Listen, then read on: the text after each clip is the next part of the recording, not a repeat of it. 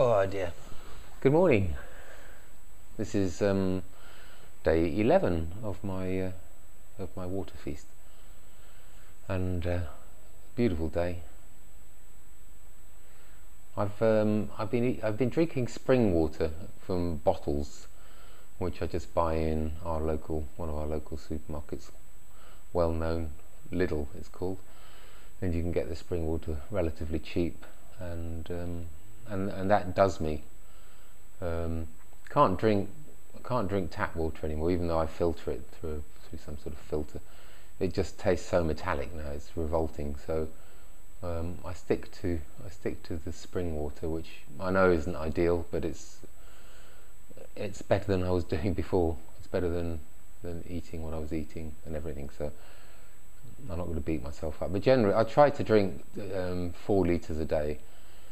But it's a struggle sometimes, even though I've got a really dry mouth. My lips are dry all the time, and but I sort of force it down a bit, and it doesn't come naturally a lot of the time.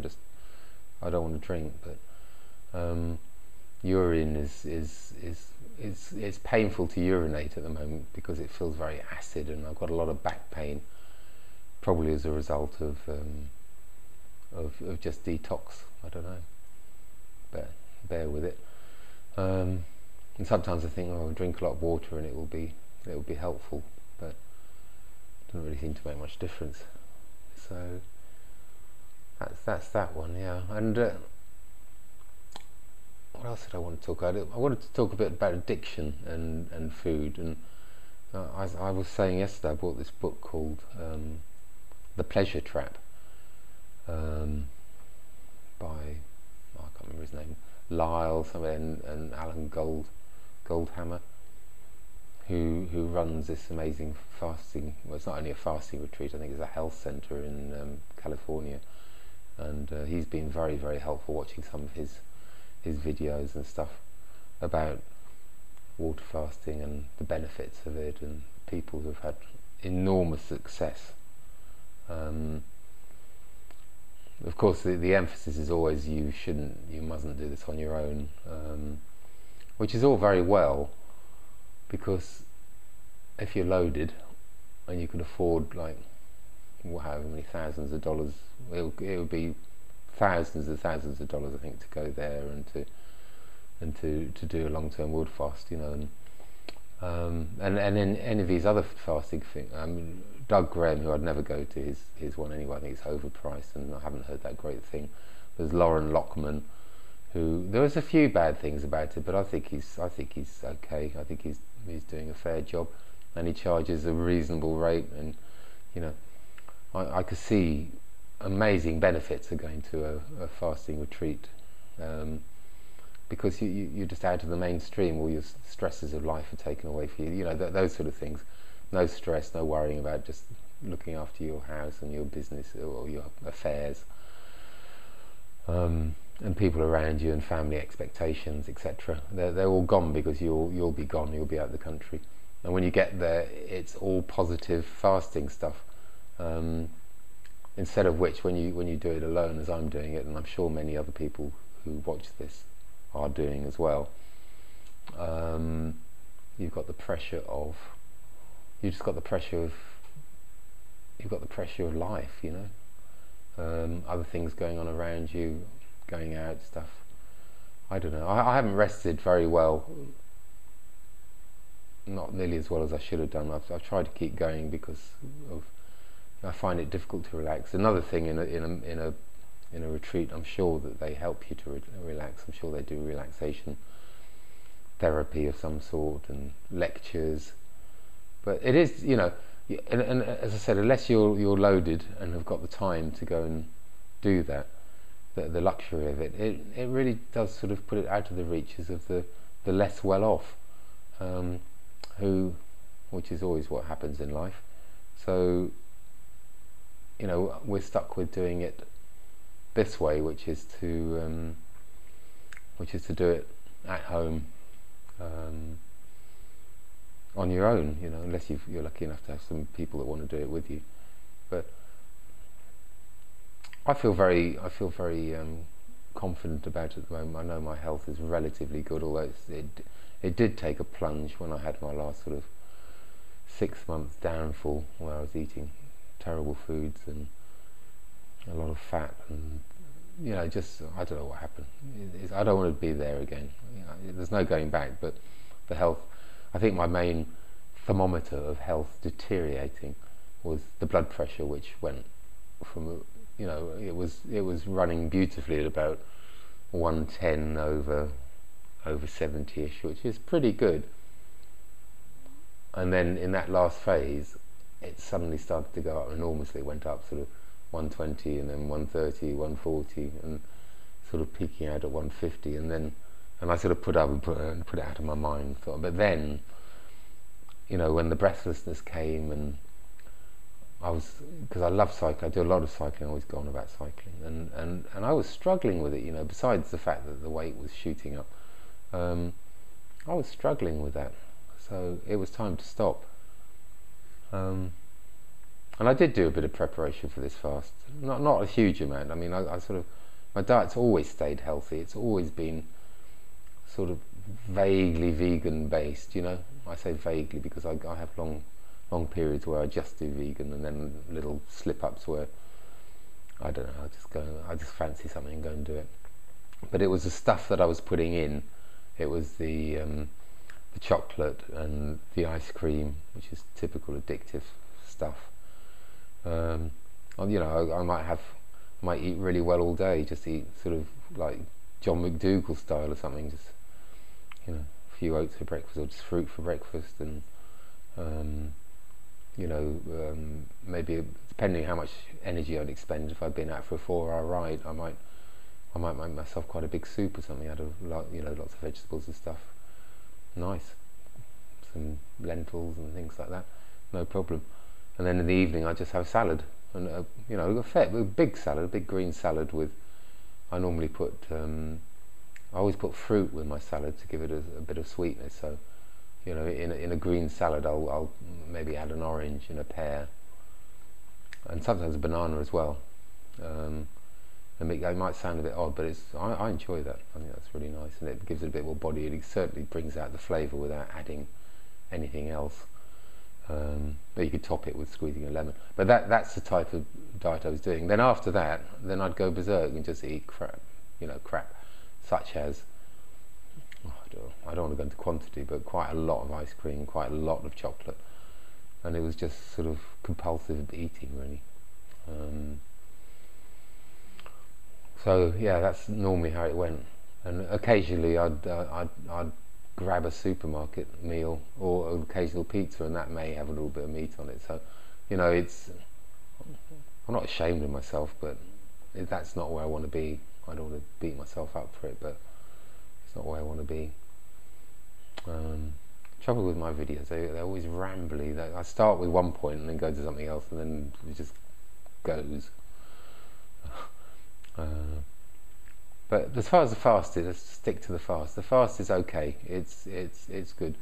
As I said, I haven't made many definite plans as to how long this fast is going to go for. I did it last time. I did it for 28 days, which is a fair time. It's not particularly long and it's not particularly short. And that was a predetermined idea I had to start with. I'll do 28 days, and it all hinged on that. As it happens, I was coming from a very different place. I'd been doing 9/11. 9/11? Sorry. What am I trying to think? That one, Doug Graham. I can't think of it. 80-10-10. 9/11. Well, I've been doing that for quite some time, probably about 9 months, except I got a little bit off the wagon, but it was mainly that.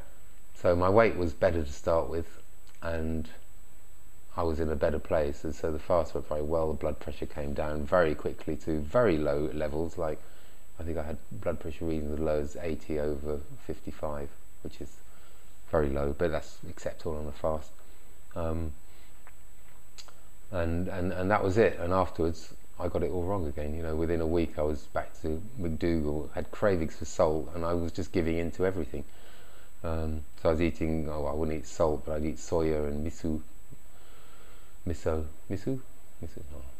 um, and yeah, that was it really. And of course I started to put on weight. I had all sorts of edema problems, swelling of my ankles. So one foot particularly was massive. You know, it was all swollen up. And in the Furman book, he does talk about getting a little edema afterwards, but mine was because I'd done everything too quickly. So, but this time it's a different kettle of fish. I'm going into it open mind. I'm not weighing. I haven't weighed. I'm tempted to weigh, but I haven't weighed. I didn't weigh when I started. I'm not going to weigh at the end, and I'm certainly not going to weigh immediately afterwards, because it would just be, it's pointless really, because you're going to lose a lot of weight anyway. If you fast for a long period of time, you're going to lose weight. You're going to lose more weight than is realistic, because as soon as you start to refeed, however little you do, you'll put on, I don't know, 7 pounds or so, you know, sort of immediately 7 to 10 pounds maybe, just by the act of doing so. Don't be fooled if your weight's like, you know, you seem to have lost 2 stone in 2 weeks. You know, probably nearly 1 stone of that is going to go back on when you refeed. That's okay, you know, as long as you know that. But I'm not doing weight, because it's, even though in my head I do weigh too much, and it does completely screw me up for cycling. I live in Cornwall, and you know, I'm just looking out the window there. I'm looking straight up a steep hill, you know. And hills, when you're a cyclist, are great. They are good, but if you're heavy, you're carrying pointless weight. You know, people count grams when they're cycling. You know, like, oh, I can lose 50 grams here, 20 grams there. You know, if you're carrying 25 kilos up a hill of fat, it's not going to make you feel very nice. Plus the fact that it's constricting your organs, it's constricting your heart, so that can't pump properly. If you've been eating a lot of fat, probably your arteries are semi-clogged up again, so the blood's not pumping through nicely, supplying oxygen and all the rest of it to your muscles and everything. It's just a no-no. So yeah, I do want to lose weight, and the plan of this fast is to do the fast, get my blood pressure within acceptable levels. Once I'm down below 110/70, I want to hold that for a week, and at that point I'll decide if I'm going to break the fast then or not. So it could be any time. I'm still above that at the moment. My readings this morning was about 126 over excuse me, 126 over 70ish, which any UK doctor would say, oh, that's fine, but we know that it isn't fine really. You want to be under 110. So I want to be under 110 for a week, and then I'll think about it and see how I feel. And if you're fasting, it is a roller coaster, because a lot of the time you're thinking about food. Unfortunately, you know, I find it very difficult to not to think about food. It's just difficult. It's there all the time, and yeah. And water doesn't do it. You know, I've had a lot of rumbling stomachs, and you see something, you might be watching television, something like that, and you see something, and it's like your tummy goes. It's just part of it. You know, if you venture into this thing, there's good times and bad times. I have different moods. You know, mornings are generally better, because mornings I used to get up and go out and cycle anyway, or something like that. You know, I was never obsessed by food in the morning, ever, and that's carried through to fasting. It's not an issue for me. A lot of it's habit. You know, I do miss I'm not drinking hot tea or anything like. Obviously not hot tea, but I'm not drinking hot water. So I do miss a nice, because I drink herbal tea, herbal stuff, and I do miss that. But mornings are easy. Afternoons, not too bad, but evenings are chronic. Because they're the time when I used to binge out.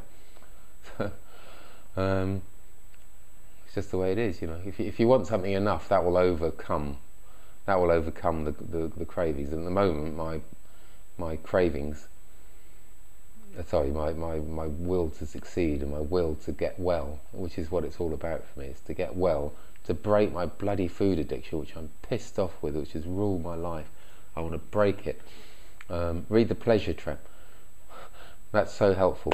But that is my goal, you know, is to get good health, to get to a normal body weight, because as long as you're not a normal body weight, according to the people that I hear, and they're mostly medical doctors, but they're mostly medical doctors forward thinking. I'm not talking about the average GP who doesn't necessarily have a clue about nutrition, but I'm talking about people that are actually in the know, and they all say that you need to be at your ideal weight. You don't need to have fat reserves anywhere, because as long as you are, it's going to keep you ill. It's going to, you know, and carrying extra weight means you've got extra blood. It means you've got extra everything that your insulin levels have to deal with. If you've got thyroid problems like me, you know, it's all expanded to the size of your actual organs that deal with it. You know, our organs, our pancreas, our all those bits, every heart particularly, is all designed to deal with an ordinary body weight. If you're carrying double your body weight or whatever it is, those things are going to struggle. You know, those organs are going to struggle, and you've got more volume of blood and everything. You need to be a normal body weight, and it's a long time since I've been there, and I am bloody determined I'm going to get there. Not by fasting. Fasting will be a good kickstart, but afterwards it's what I do then, and that's what's important, and it's the refeed that I'm aiming for. And if I have to just, you know, I did the other ideas, and I'm not putting Durian Rider and Freely and all that down, but it didn't work for me at the time, and I did it for a period of time, but it made me feel shit. My insulin levels couldn't cope with, you know, I couldn't cope with 15 banana smoothies and all that. And I used to go out and work like mad in the morning, you know, like do something physical, i.e. cycling or other physical stuff, and come back, have one of those smoothies, and I'd virtually pass out, and I'd feel crap for the rest of the day. That doesn't work for me. I'm sure it works for some people, and I think their advice is very, very good. But if you take their advice and maybe just sort of tailor it for your own needs, they are top people, and I totally agree with everything they say. It's just, for me, sugar like that, sugar in those quantities, maybe I've got a messed up insulin level or something, or maybe I'm just a bit carbohydrate intolerant, I don't know, but I'll have to get it a different way. Right, I think that's enough for today. That's quite a long one, isn't it? So I'm really positive about this fast. My goals to achieve are on course, and whoever's watching this, stick with it. You'll be okay. If you feel healthy, you know, just keep an eye on yourself. Look after yourself. You'll know if there's something amiss. You know, I'm not talking about feeling hungry or anything like that, but you'll know if something changes. You will get pains. You'll get the backache, which is often to do with your kidneys overloading, you know, with clearing toxins. Sometimes your guts hurt like mad because they're used to passing food through them, you know, and when it just stops. I had one bowel movement after about 6 days or something like that, and then now it stopped. There's nothing at all, and that's quite unusual. You know, we're humans. We're always doing that, aren't we? We're always eating and shitting basically, and when that stops, it's quite a weird thing, you know. So don't be hard on yourself. And to all those of you who are watching, thank you for watching, and I hope you get something out of this. And thank you for those who are posting comments, and thank you for those who are you know, just giving support, and also, and I so appreciate other people's videos. They help so much. So I'll say bye for now, and I'll see you either tomorrow or as soon as. Bye bye.